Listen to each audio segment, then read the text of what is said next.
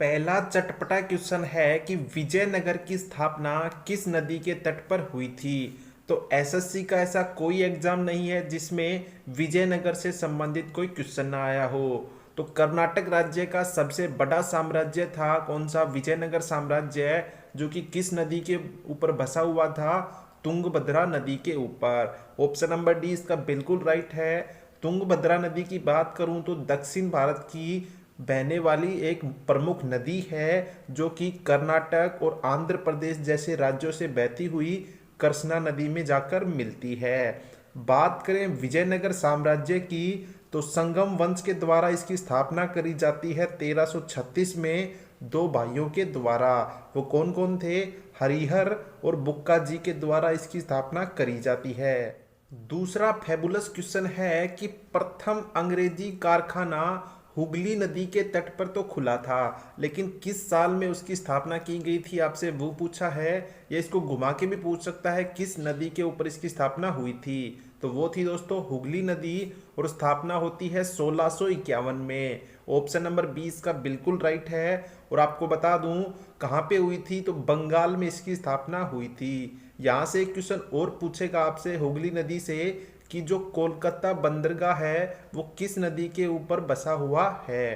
तो वो है दोस्तों हुगली नदी के ऊपर। सारे क्वेश्चन एक तरफ, ये वाला क्वेश्चन एक तरफ। जो भी मेरा स्टूडेंट इस क्वेश्चन का आंसर दे देगा मैं समझ जाऊंगा वो एक जीनियस स्टूडेंट है। गंगा और ब्रह्मपुत्र का निर्माण निम्न में से किस प्रकार के डेल्टा से होता है? उम्मीद करता हूं आपने क्वेश्चन नहीं पढ़ा होगा। तो गंगा और ब्रह्मपुत्र का निर्माण होता है चापाकार डेल्टा के द्वारा, जिसको हम इंग्लिश में बोलते हैं आर्कवेट शेप्ड डेल्टा।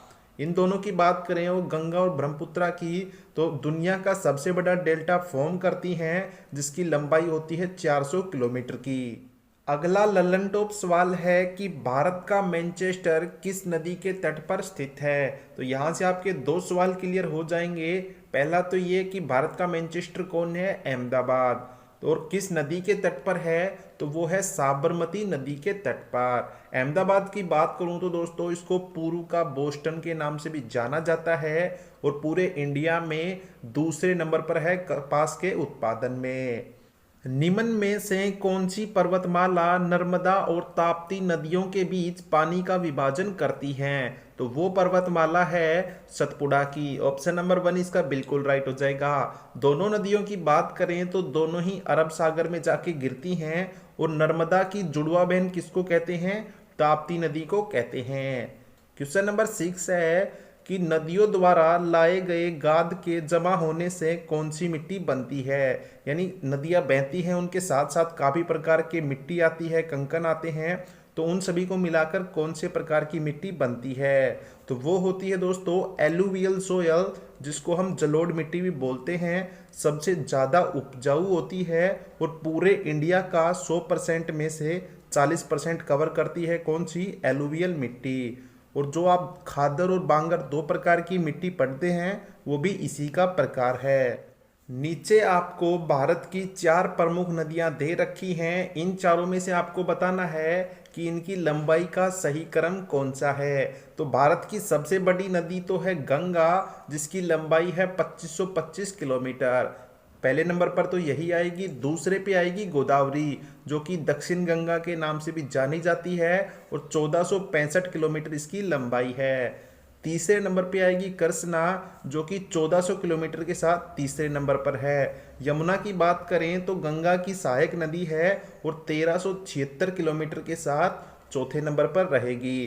तो ऑप्शन नंबर 1 इसका बिल्कुल राइट हो जाएगा। आठवां झक्कास क्वेश्चन है कि निम्न में से कौन सा पर्वत यमुना और सोन नदी को विभाजित करता है? थोड़ी देर पहले हमने देखा था नर्मदा और ताप्ती को कौन अलग करता है, अब देखेंगे यमुना और सोन नदी को कौन अलग करता है। तो वो पर्वत है कैमूर पर्वत। ऑप्शन नंबर 3 इसका बिल्कुल राइट है।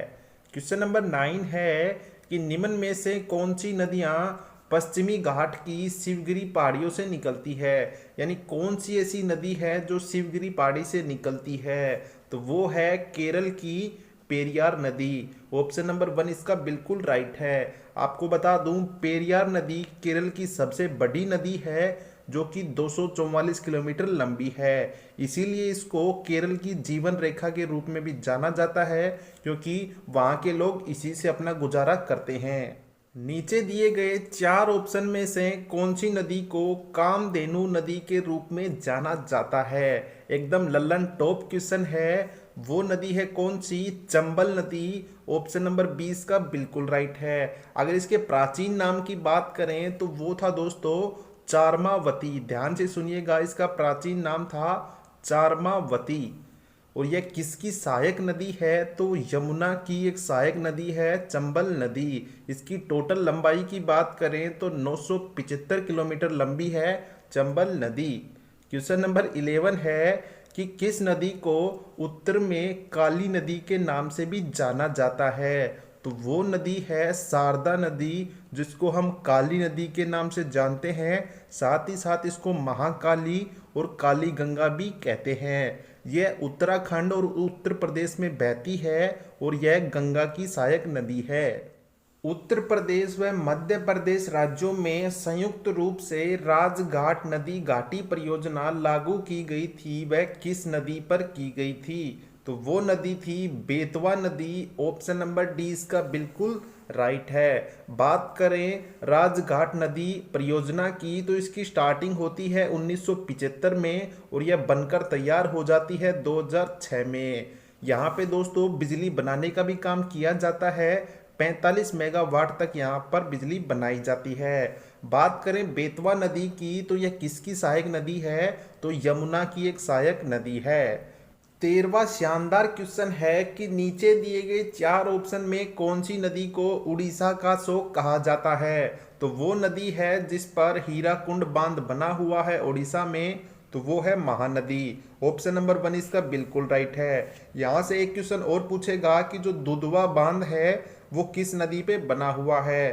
तो वो है महानदी पे और छत्तीसगढ़ में मौजूद है। उड़ीसा की सबसे लंबी नदी मानी जाती है कौन सी? महानदी। क्वेश्चन नंबर 14 है कि निम्नलिखित में से कौन सी नदी एक एस्चुरी का निर्माण करती है? तो इन चारों में से दोस्तों जो नर्मदा नदी है वो एक एस्चुरी का निर्माण करती है। ऑप्शन नंबर 20 का बिल्कुल राइट हो जाएगा। बात करें ये कहाँ से निकलती है तो मध्य प्रदेश में स्थित अमरकंटक की पहाड़ियों से नर्मदा नदी निकलती है। विश्व के सबसे बड़े नदी द्वीप जिसको हम माजुली बोलते हैं उसका निर्माण किस नदी के द्वारा किया जाता है? तो सबसे पहले ये जानिए कहाँ पर है। असम तो राज्य में है और कौन सी नदी के द्वारा इसका निर्माण किया जाता है? तो ब्रह्मपुत्रा नदी के द्वारा इसका निर्माण किया जाता है। ऑप्शन नंबर डी इसका बिल्कुल राइट है। बात करें इस माजुली द्वीप को 2004 में यूनेस्को वर्ल्ड हेरिटेज साइट का भी दर्जा दे दिया गया था।